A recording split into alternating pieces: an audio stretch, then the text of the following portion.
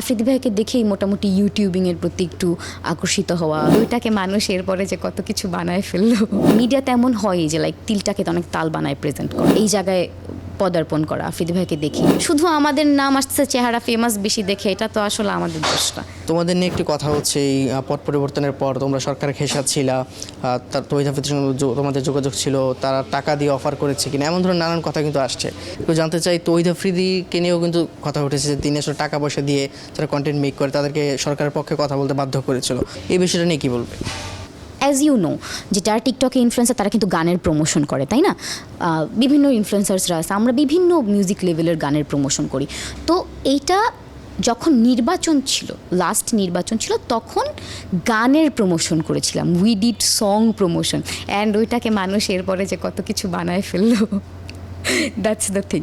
And ওই গান promotion পর্যন্ত এই ব্যাপারটা ছিল। এরপরে আর ফার্দার আসলে একটা তো মানে মিডিয়াতে এমন হয় যে লাইক তিলটাকে তো অনেক তাল বানায় প্রেজেন্ট করে, দ্যাটস দ্য থিং। একটা গান প্রমোশনকে আসলে এটাকে অনেক বাড়ায় টাড়ায় বলা হইতো। বিদেশি ফ্যাব্রিক্সের তৈরি ফ্যাশনেবল উন্নত মানের পাঞ্জাবি সমাহার দর্জি ঘর, বিশ্বস্ত প্রতিষ্ঠান দর্জি ঘরে আপনাকে স্বাগতম।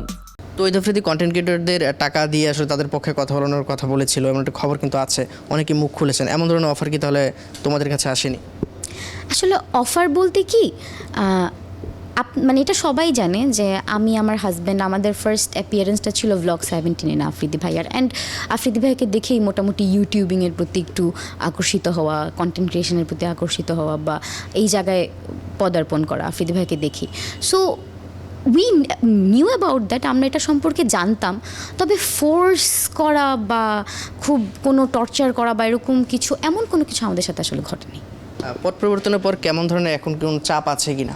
কারণ অনেকেই তো আসলে একটু চাপে আছে যারা কন্টেন্ট ক্রিয়েশন করছে সে সময়, বা সরকারের একটু কাছে ঘেঁষা ছিল। তোমরা আসলে ঘেঁষা ছিলে না বললে, তাদের কাজ করছো প্রমোশনের, তারপর অনেক ধরনের কথা কিন্তু উঠছে, অনেকে পোস্ট দিচ্ছে বা একটু হ্যারাসমেন্টের শিকার হচ্ছে, এমন কোনো কিছু এখন ফেস করছো কিনা? না, আমার কাছে মনে হয় না আমি কারো ক্ষতি করেছি, অ্যান্ড কেউ আমার ক্ষতি করেছে। হ্যারাসমেন্টের শিকার তো মানে কত কিছুই রটানো যায়, যা মানে অনেক কিছুই বাড়ায় চাড়ায় বলা যায়, বাট আমার কাছে মনে হয় না আমরা কখনো কারো ক্ষতি করছি, বা কেউ আমাদের কোনো ক্ষতি করছে, বা কারোর সাথে আমাদের কোনো রেষারেষি আছে, বা আমাদের দ্বারা কেউ বিন্দু পরিমাণ কোনোভাবে ক্ষতিগ্রস্ত। সো আমার কাছে মনে হয় না যে কি বলা হচ্ছে এটা নিয়ে আসলে কোনো বাড়াবাড়ি করার কিছু আছে।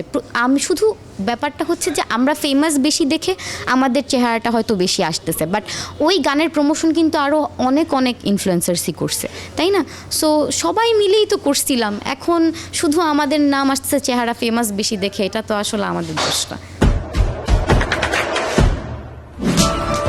দেশে দেশে সবার সাথে দ্য নিউজ।